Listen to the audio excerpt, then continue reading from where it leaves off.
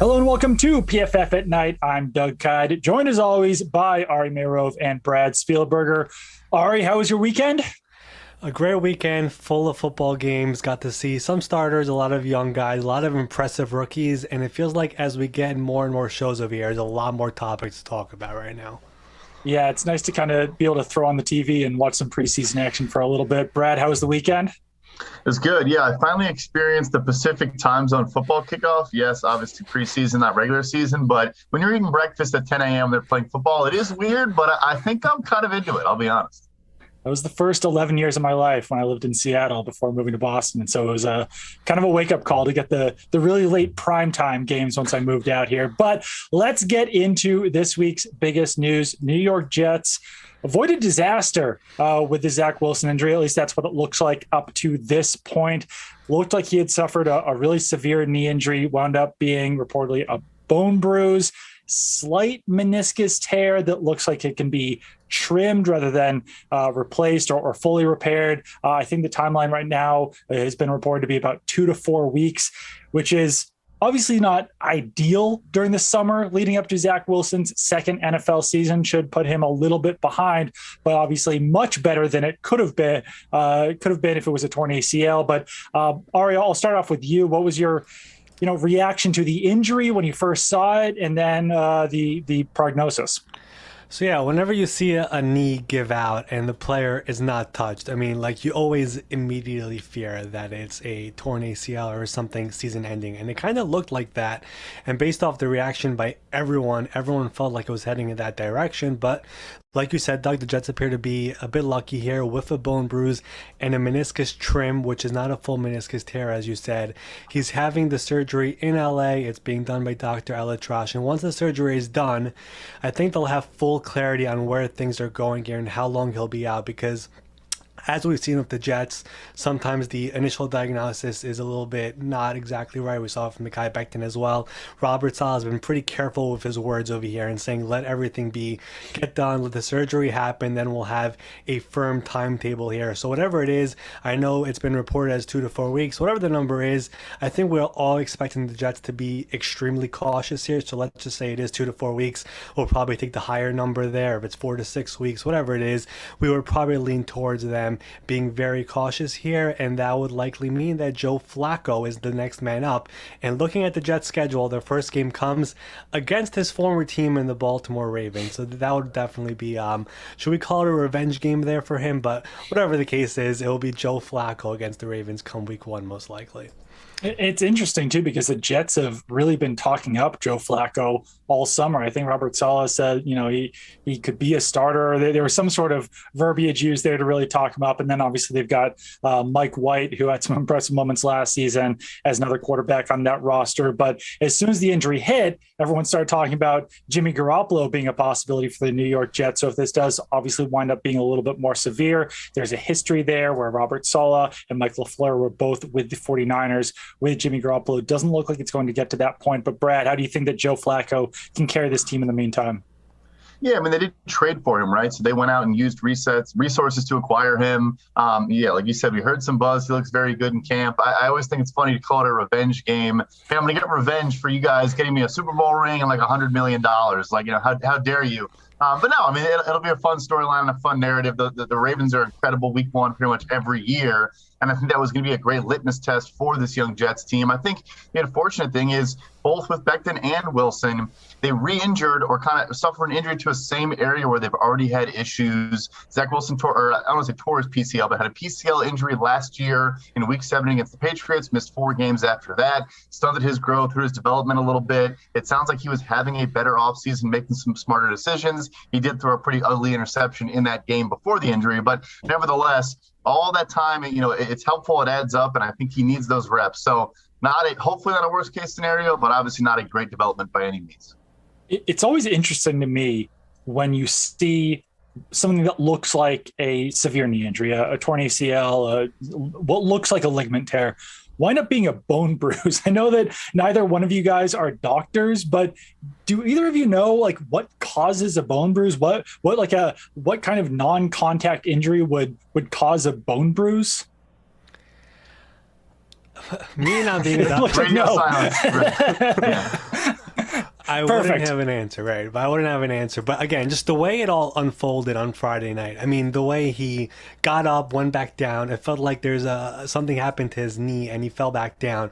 I think everyone thought it was something way more serious than this. Yeah. So the Jets definitely came out of this a bit lucky. This too is a Mario perfect Pilato example. on here.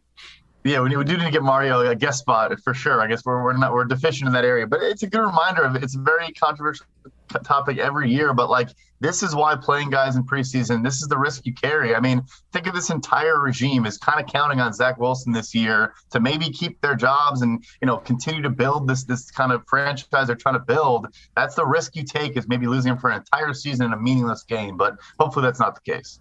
I mean, we saw it with the Dolphins as well. They lost Trill Williams to a torn ACL, and that was pretty late in the fourth quarter of their game against Tampa Bay Buccaneers. He was expected to play a role on the Dolphins, having a really strong training camp, but then you lose him for the season when you're playing him in the fourth quarter of a meaningless game. Let's get into some NFL minutia, I guess I would say, but it is definitely interesting since Roquan Smith currently holding in with the Chicago Bears after coming off of the PUP list. NFL sent out a memo to teams saying that, there's someone who's not Roquan Smith's agent. He's a financial advisor, essentially acting as Roquan Smith's agent, reaching out to teams about potential trades. So the NFL basically told teams, don't engage in this, otherwise it will be tampering. We saw the NFL come down very hard on the Miami Dolphins for tampering with Tom Brady and Sean Payton. Obviously, this probably isn't quite as extreme, but really an interesting situation where Roquan Smith is a player without an agent. He's got someone sort of working in that role on his behalf, and they might not know, all of the tampering rules quite as well as agents. And even if they do, they might not feel beholden to follow them quite as much because they can't get removed. They can't get, removed from the NFLPA or anything like that. But Brad, I'll start off with you on this since you are the lawyer of the group. We don't have a doctor, but at least we've got a lawyer. We've got something here. What did you make of all of this? Yeah, no. So I think it's twofold, right? So not only can you, as a non-NFLPA certified person, be calling about a player and discussing with the team he's not on, but also even when there is an agent, if folks don't know this, when you hear about X team has granted this agent permission to then go speak with other clubs, that is not the first step. The first step generally is the team themselves calls around, the GM talks to other GMs, tries to gauge interest, tries to make a deal themselves, and then when that falls through, then if the player wants to leave, which in many cases that's the case, then they say, all right, agent, you now can call on your client's behalf and try to drum up interest. So the Bears did not grant that. Again, they couldn't. There's no one they could grant it to. I guess Roquan could be calling GMs direct himself. But yeah, so there's multiple layers of issues here. But yeah, this is the challenge. Look, we talked a lot about guys repping themselves, and some have been successful. But this negotiation, at this point, there are various issues that directly arise from his lack of an NFLPA certified agent. And this, obviously, the most recent development is just not something you want to be dealing with. The management council emailing all the teams saying, don't talk to this guy. It's getting a little bit messy in Chicago in this whole situation. Yeah, and I mean, I do think that there are situations absolutely where a player can survive without an agent, can negotiate their own deal. This is just one of those situations where I think that he really would benefit from having an NFLPA certified agent to go through this process with him. Just because, yeah, I mean, negotiations can get really awkward when you're dealing with a new contract, and now this whole situation. Ario, what was your reaction to all of this? Yeah, I mean, this is part of the issue of not having an agent, a certified agent who knows what he's doing. And this situation, the guy's name is Saint Omni. And if you're let's just use a team like the Saints. If you have this guy, Saint Omni, calling you, who in the world are you? I've never heard of you in my life. This is a prank call. What is this? Because the reality is, let's go behind the curtain. The really good agents, whenever they are in this situation, they still find a way to talk to other teams off the record, whatever it is, make believe we're talking about a different client, whatever it is, just to hear what's going on over here. When you have some guy you've never heard of calling you, and then the team reports it, and the other team reports it, and it becomes a whole mess, this is what goes down. And we know it's been a bit awkward in Chicago. We saw the 4-page statement. We have all of this going on right now, and now he's off the PUP list. Are they going to find him? Are they not going to find him? It's getting super awkward and super messy, and this is why players have agents, in order just to keep everything calm, do it the way that's been done for years and years, because they know everyone in the league, they know everyone in all these front offices. In this scenario, we have somebody who clearly doesn't have any connections, doesn't have that many connections, and is making these phone calls to other teams, and all these teams are very confused about what's going on. And here we are right now with the NFL Management Council putting out this statement and basically saying, do not talk to this person. He's still with the Bears, and we obviously saw how the Dolphins got hit very hard with Tom Brady. This is now a message to them that if you guys do talk to them, we'll come down hard on you as well. Well, let's talk about the Deshaun Watson situation. It's another day where we're still waiting for the appeal decision to be made by Peter Harvey. It's currently Monday, August 15th. Nothing yet at this point.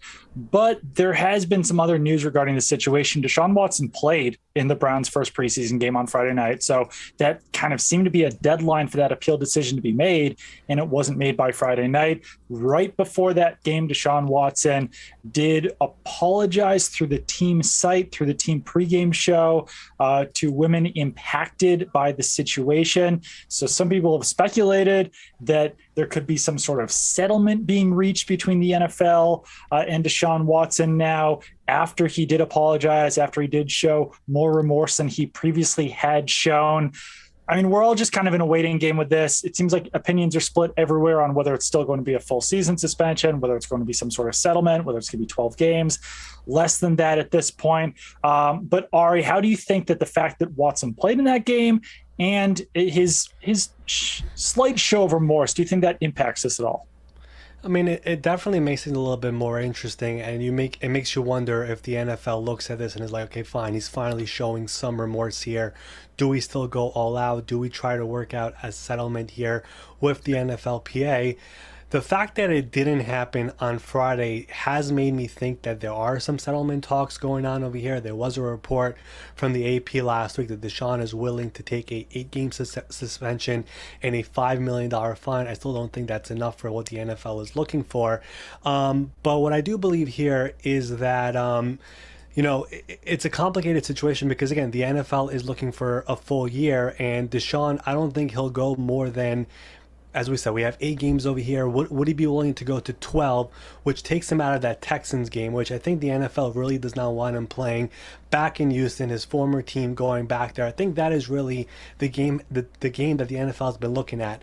If he's willing to get to 12 games with a fine plus treatment, or somewhere in that area, I think settlement talks could definitely happen. Because I think the last thing the NFL wants is all of this going to court. And we know one of the main arguments throughout all of this during the process was that the NFLPA argued that owners do not get punished as severely as players, even though their personal conduct policy says that should be happening. So if that goes out there and happens in court and starts playing in light in front of all the fans, I don't think the NFL wants that. So I think everyone would prefer for a settlement to happen.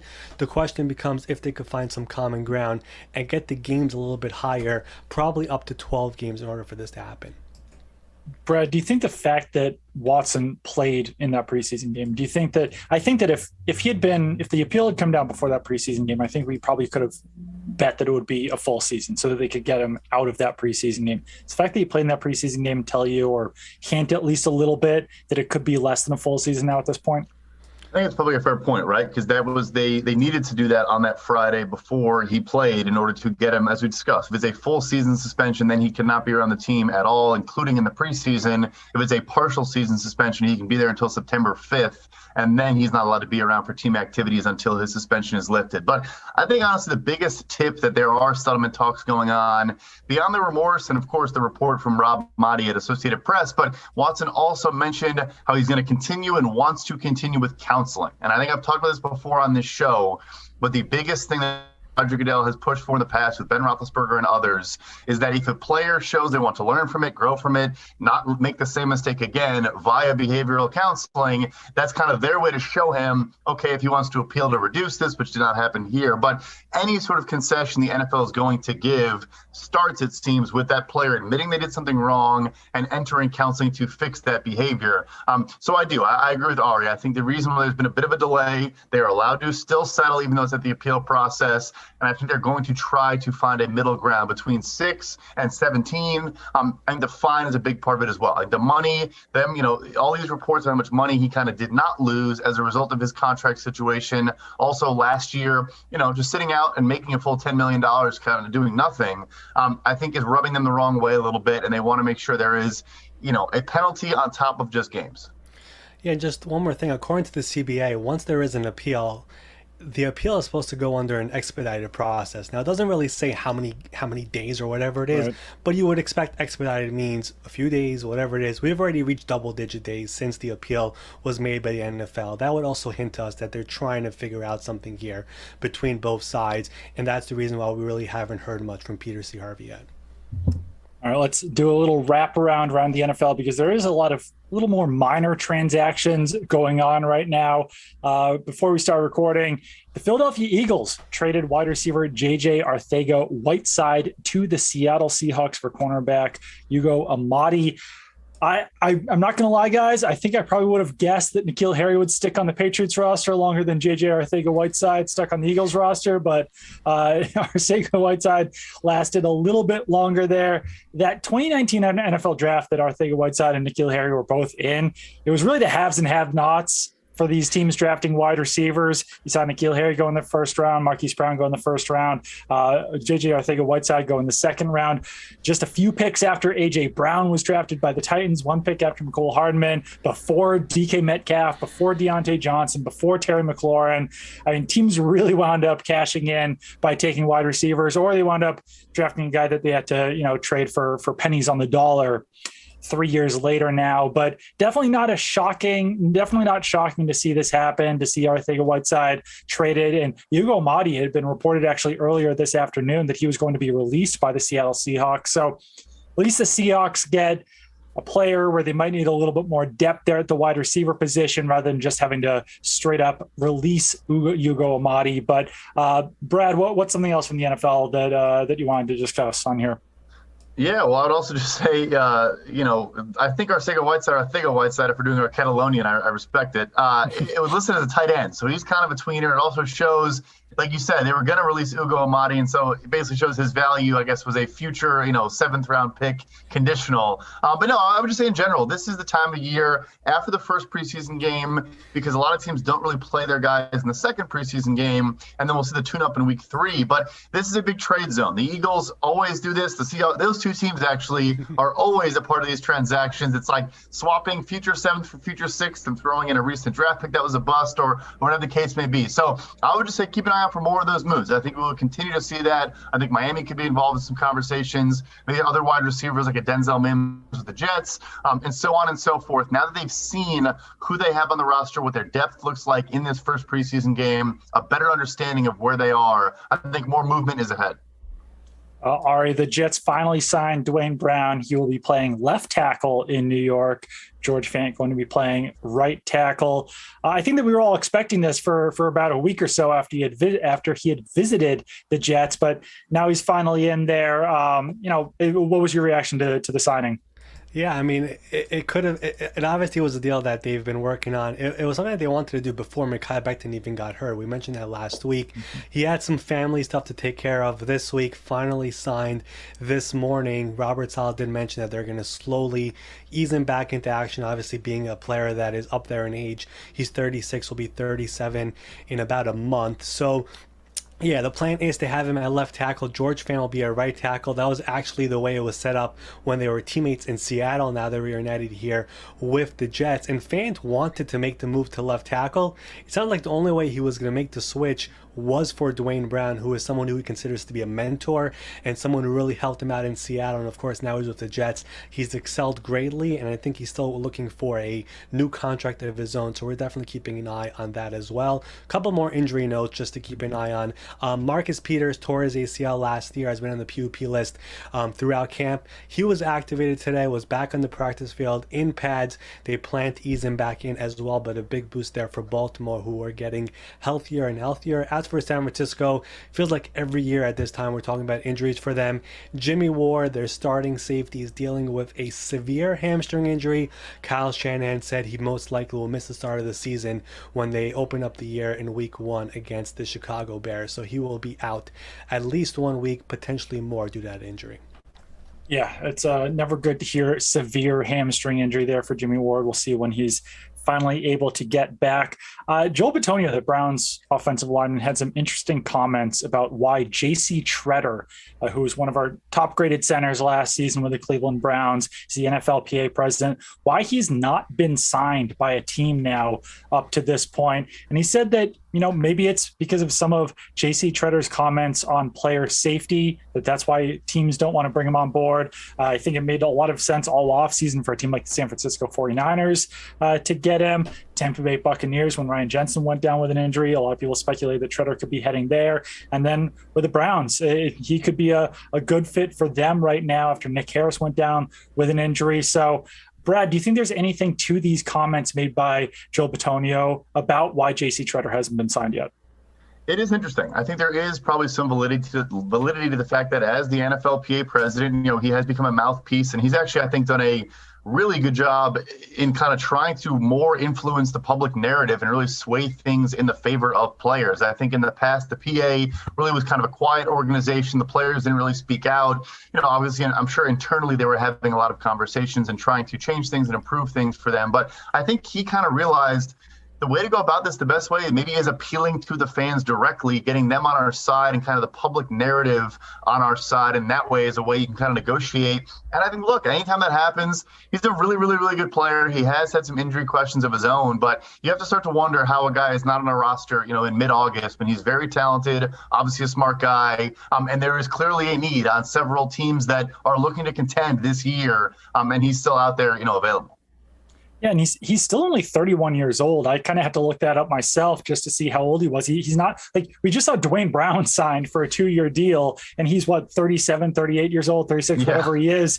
JC Tretter, obviously they play slightly different positions, Tretter being a center, but he's not that old. And, maybe you could say that he's kind of a scheme-specific player in some regard. But, the team he played for last year, the Browns, need a center. I think that he would certainly fit in the San Francisco 49ers system. It seems like teams that run a scheme that he would fit into are the ones that need him, and he's still not being signed. So, Ari, do you think there's anything else that's keeping teams from signing JC Tretter right now? If any other player would say this, someone who has no familiarity to JC, I would just throw it away. But you would have to think these two guys are talking to each other. They were teammates for several years. They were rock solid for Cleveland.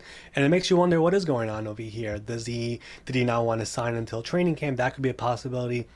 Was he waiting for a couple of injuries? We've had a couple of injuries, like you mentioned, Doug. Will he sign now? Will a team show interest? Cleveland just makes so much sense right now because Nick Harris went down. He's likely out for the year. They need a center. They're still basically all in on this year, despite the fact they won't have Deshaun Watson. They have a really, really good roster, and we'll see what to do at the quarterback position if it's a full-year suspension. But regardless, you need to have a good center, and now you're down your starting one. You have someone who has familiarity with that offense. So if he doesn't get signed in these coming weeks, we've seen injuries in Tampa and Cleveland. Maybe there'll be more somewhere else. If nothing happens by then, I think this definitely should become a bigger talking point, not just here, but around the NFL. Let's get into week 1 of the preseason a little bit, give some of our favorite rookie performances. I've got like a deep sleeper, so I'll save mine until the very end because I don't want to bore everyone. I'll let you guys hit on the sexy ones. But Brad, who's your favorite? Either your favorite rookie from week 1 or week 1, or your favorite overreaction from week 1? Good question. Favorite rookie from week 1. I think Aiden Hutchinson showed, yes, it's the preseason, but he was just in the backfield almost at the time the ball was snapped. I think he is showing this step up in competition is not really going to phase him. I think he could be an impact rookie. Obviously, some teams, clearly Jacksonville, maybe thought Trevon Walker had a higher upside and higher potential. But in terms of a floor as a rookie, I think he's going to make a big impact right away.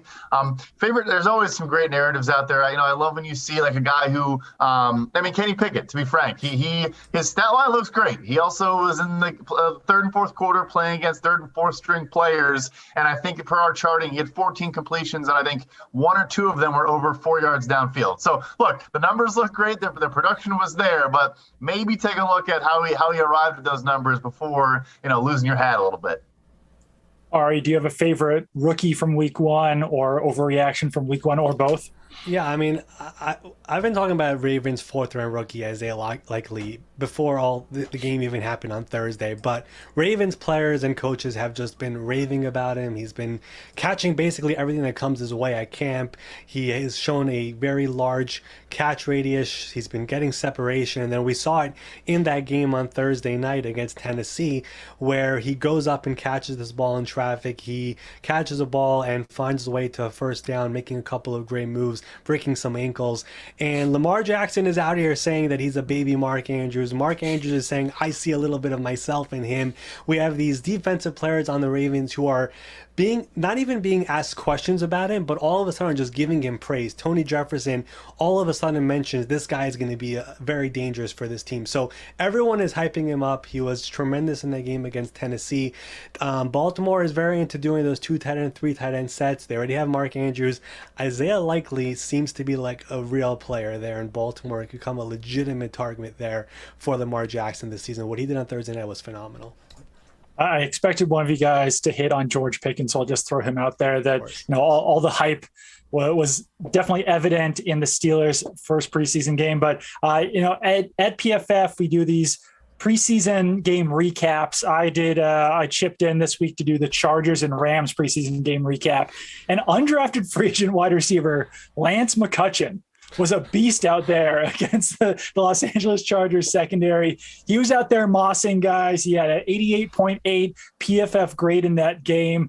Some big plays out there. And after the game, Sean McVay said he's got a legitimate chance to actually make the roster. And there wasn't a whole lot happening in that game. The Rams used Bryce Perkins as their quarterback for the entire game. We didn't see Matthew Stafford, didn't see John Wolford. I actually thought that Perkins actually played pretty well in that game, but McCutcheon was the true star. And, I had kind of written up most of the recap before the game had ended, and McCutcheon had already had a really good game. And then even in the fourth quarter, he had another touchdown where he was mossing a guy in the end zone. So definitely a player to watch. I think he went to Montana State, which I can't recall many players in the history of the NFL coming out of Montana State. But if you're a Montana State stan, then you're definitely probably a big fan of Lance McCutcheon already. But that will do it, I think, for this Monday's. I always screw that up. I always say this week's, or I always think this week's.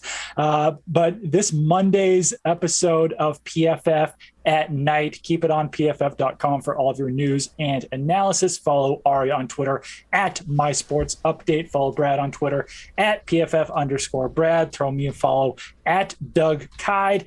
And we will be back with you guys again on Wednesday. We'll see if Peter Harvey has made that decision yet on Deshaun Watson's appeal. And one other note, tomorrow roster cuts go from 90 players to 85 players. So could see some bigger names heading out there on the market, or as Brad mentioned, could see some more trades to whittle down those rosters a little bit as well over the next 24 hours or so.